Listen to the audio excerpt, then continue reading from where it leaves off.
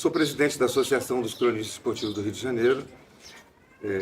Meu primeiro mandato foi de 2008, são 3 anos de cada mandato. Aí fui reeleito, depois saí, não porque o estatuto determinasse, mas por uma questão ética. A gente não acha que deva existir uma perpetuação de poder para que outras ideias apareçam. Me afastei e voltei porque o presidente que foi eleito não quis continuar e o que ia entrar no lugar dele, que a gente tinha já mais ou menos sondado, morreu no avião da Chapecoense. Aquele acidente trágico. E aí, não tendo, foi às vésperas da eleição, eu voltei. E aí fiz mais 2 mandatos, estou terminando o meu 4º mandato e vou me afastar novamente. É para mim uma honra ser representante. Eu nunca quis ser dono de nada, presidente de nada, chefe de nada. A vida me levou. Os colegas me levaram, você tem perfil. Eu tinha sido coordenador de equipe na Rádio Globo. E aí fui levado a essa condição de presidente, que para mim é uma missão. Ela é uma função totalmente não remunerada, 100% não remunerada, você não pode receber nada, nenhum presente, e você precisa se desgastar muito na defesa dos cronistas contra clubes, contra não, mas num embate diário, normal, natural, com clubes de futebol, federação, CBF. Então é uma missão. Eu me sinto muito honrado de cumprir essa missão. A outra coisa... eu fiz 11 Copas do Mundo. E esse é um outro orgulho. O jornalista ser escalado para cobrir uma Copa do Mundo é como um jogador de futebol. O jogador de futebol joga no clube dele, ele faz o melhor que pode, ele se destaca e ele é convocado para a seleção, para jogar a Copa do Mundo. O jornalista é a mesma coisa. É uma honra, é uma homenagem você ser chamado, porque ninguém se escala, eu vou para a Copa do Mundo, não.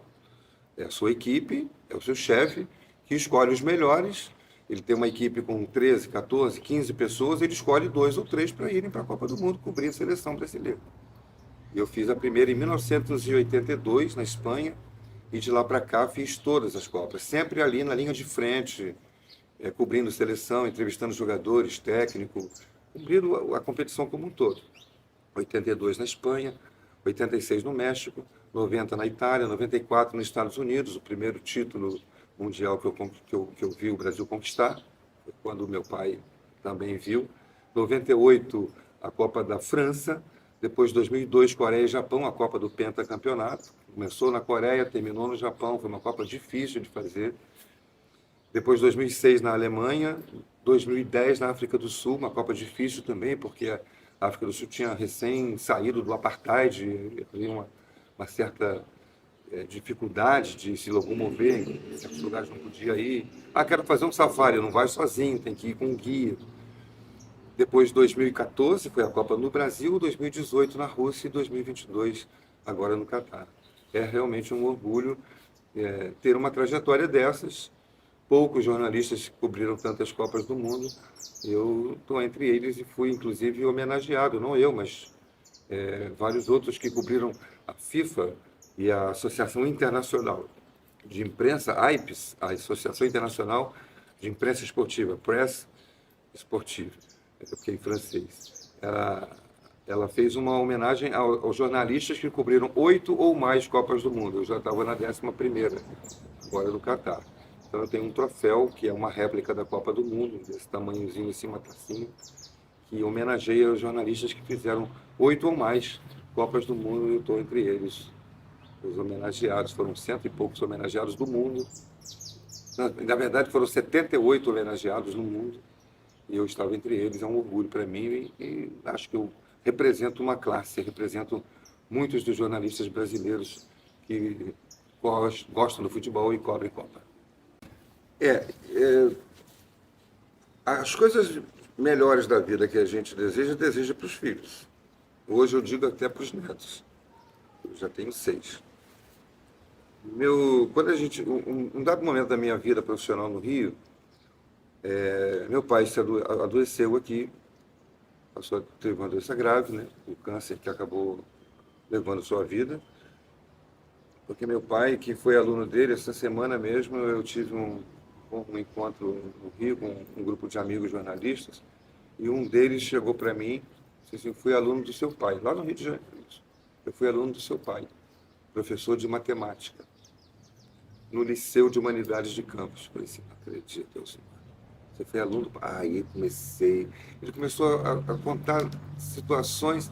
Ele disse, foi o maior professor de matemática que eu conheci. Ele me ensinou matemática, era uma matéria que eu detestava. Ele me fez gostar de matemática, entender matemática sem ser uma decoreba de tabuada. Professor Heraldo Leite. Ele me ensinou matemática e me fez gostar de matemática. Aí eu abracei, aí quase eu chorei nesse dia. Isso tem 3 dias atrás. Mas era fumante. Mas o professor Heraldo, ele acendia um cigarro antes da aula começar e acendia um cigarro no outro até a aula terminar. Então ele fumava a manhã inteira, um cigarro atrás do outro, numa época em que se fumava internamente nas situações de escola, de trabalho. E aí, foi isso que matou meu pai. Com 64 anos, ele tinha um efizema pulmonar, se tratava do efizema, e o médico disse para ele, professor Heraldo, que tinha sido aluno dele também no liceu, o senhor tem um efizema pulmonar grave, ou o senhor para de fumar, hoje o senhor não precisa mais vir aqui se tratar, porque não há o que fazer. Ele chegou em casa, pegou a carteira de cigarro que ele usava no bolso da camisa, entregou para minha mãe, Helena, parei de fumar hoje. Minha mãe levou um susto, né? Sempre conheceu meu pai fumante. E ele viveu 10 anos depois disso. Talvez não vivesse nem 2 ou 3 se não tivesse parado. Então, essas cenas são muito marcantes. Papai dava aula a partir das 7 da manhã e terminava 10 da noite no Saldanha da Gama. Ele saía do liceu, ia para o Bittencourt, na hora do almoço ele dava aula na Escola Técnica de Comércio, vinha em casa, almoçava, voltava para o Bittencourt e vinha em casa, fazia um lanche, tomava um café, tomava muito café, e ia para o Saldanha da Gama, onde era professor e depois virou diretor. Chegava em casa às 10 horas da noite, ia corrigir prova. Botava aquele maço de prova assim e ficava. E ele acendia o cigarro.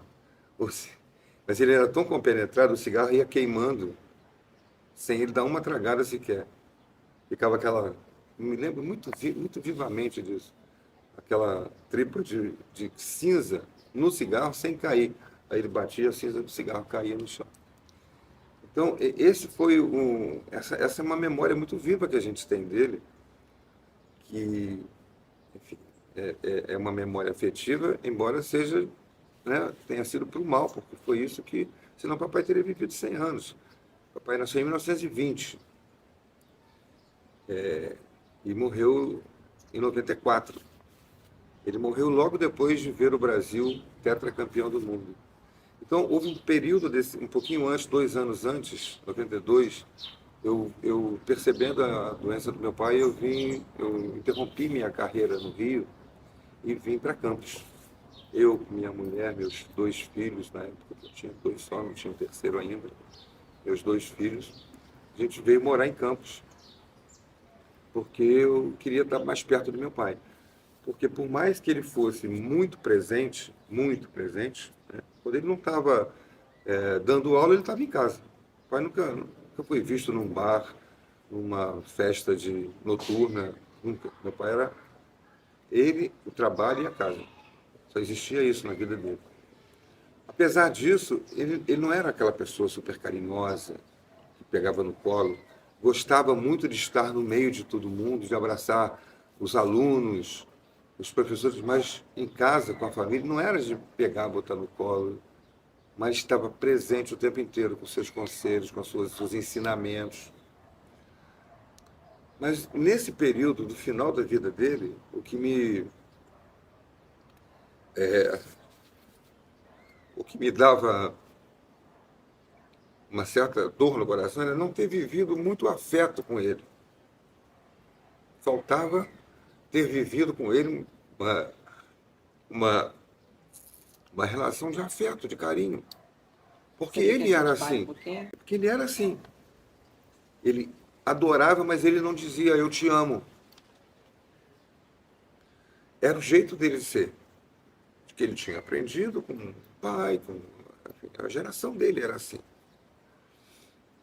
Então, os últimos 2 anos de vida dele, a gente viveu aqui em Campos, na Atafona. Essa casa de Atafona, que é onde a gente está gravando esse documentário, esse depoimento, foi feita toda por ele. Nós compramos, a gente tinha muita bronquite. Nós somos 7 irmãos, sendo que um deles já falecido, que é o Guto, um acidente no mar, no esporte que ele adorava fazer, que era o surf, em Quissamã. Saquarema, né? Foi Saquarema? Não, em Quissamã. Quissamã. Em Quissamã. Mas durante dois dos nossos filhos, dos nossos irmãos, né, dos filhos dele, Guto e Lelê, foram mais temporões, nasceram. Os outros 5 eram uma escadinha, né? O Demar, eu, Lia, Nalu, Serginho e Helena Maria. Uma escadinha. E nós, quando éramos esses 5, quando Helena Maria era bem bebezinho, a gente tinha muito problema com bronquite. Chegava o inverno, era um problema. Minha mãe sofria, minha mãe trabalhava. A gente tinha uma empregada, uma governanta, chamada Minda, que era uma segunda mãe para a gente. Minha mãe trabalhava no naquela época INPS, depois INSS, chegou a ser, não lembro mais o cargo, mas era gerente, era a gestora do INSS de Campos. E ela trabalhava o dia inteiro, ela saía para trabalhar às 8 da manhã, 8h30, e voltava às 6h30 da tarde. Então precisava ter alguém que cuidasse das crianças, levava para a escola, dava o almoço. Ela vinha no meio do dia almoçar, preparava o almoço, né? Botava as crianças na escola, bora para o liceu e ela ia voltar para o trabalho. Então, quando meu pai adoeceu, a gente queria recuperar esse tempo. Estava falando da casa de Atafona. Chegava no inverno, as estações eram bem mais definidas do que hoje, né? Inverno era frio, verão era calor. Inverno era época de doença, verão era época da saúde. A gente andava por essa praia de Atafona, por aí afora não tinha perigo nenhum. Muitas dessas ruas que hoje são ruas eram só areais. A gente brincava aqui na frente da nossa casa, era um areal imenso. A gente jogava bola ali. Então, quando a gente vinha para Atafona, ninguém passava mal mais. Não tinha mais gripe, não tinha bronquite, não tinha nada. A gente passou um inverno aqui. As férias de inverno naquela época eram assim, 45 dias, 30, 45 dias. E no verão, a gente entrava de férias em dezembro, só voltava às aulas em março. Então eram 2 meses e meio de férias. E aí aqui ninguém passava mal. Ninguém gripava, ninguém tossia, ninguém espirrava. Aí minha mãe convenceu meu pai, nós temos que ter uma casa aqui. Porque a primeira vez a gente veio para uma casa emprestada ao meu pai por um professor. E assim ele comprou essa casa. Era uma casa de 3 cômodos apenas. E eram 5 crianças. Então os meninos num quarto, as meninas no outro e o quarto deles. Os 5. Depois nasceram mais 2. Nasceu mais um menino, mais uma menina. A gente vinha para cá, era a nossa Disneylândia, isso aqui. Mas tinha lá suas dificuldades. Como manter 2 casas, a casa de lá e a casa daqui. Um professor e uma funcionária pública. Então, a vida deles, minha mãe dizia que tudo quanto ela ganhava de licença-prêmio, ela trocava por dinheiro para investir na casa. Meu pai, tudo que ele ganhava de férias dos 4 colégios que ele lecionava, vinha investir na casa. E aí, ele foi melhorando a casa, o que era só uma casinha, depois teve um terreno de brincar, para as crianças, um areal para brincar. E depois a gente foi ficando jovem, adolescente, né? Adolescente, jovem, adulto, casou, e cada filho que casava ele construía mais um quarto. E a casa hoje tem 8 quartos, porque nós somos 7 filhos. Nossa Senhora. A casa tem 8 quartos. E depois, o curioso é que esse assim como o amor pelo Liceu, ele transferiu para nós, o amor por Atafona, pela casa, também ele transferiu para nós e até hoje a gente mantém. Meu pai faleceu em 94, já tem 20, quase, vai fazer 30 anos, né? 29 anos, vai fazer 30 anos, e a memória dele está viva, preservada, num grande painel, ele, em 1920, ele nasceu em 2020, plena pandemia, ele teria feito 100 anos e a gente fez uma festa para homenagear a memória dele. Agora, era uma época que eu gostaria muito de mostrar a minha memória gravada na minha cabeça do tempo de liceu. Não tinha fazer fotografia naquela época era uma coisa, primeiro, difícil para você ter um equipamento, máquina. Ter uma máquina fotográfica era poucos. E revelar as fotos, porque você tirava uma foto, você não sabia se ela saía com o olho fechado, com a cabeça virada, olhando para baixo. Você só ia saber na hora de revelar a foto. E a revelação era muito cara. Você revelava e não sabia o que vinha. Aí você tinha um filme com 12 poses. 12, 24 24 e 36. De 36 era muito caro. A revelação, então a gente comprava filme de 12 fotos. Às vezes perdia metade. Só saíram 6 fotos boas, daquelas 12 que a gente tirou. Então a gente não tem muitos registros, né? Registros. Os jovens hoje, meus filhos e meus netos, que tiram foto de qualquer maneira, que aperta o dedinho assim e sai aquela monte. Não podia fazer isso naquela época. Então eu só lamento isso, de não ter registros fotográficos.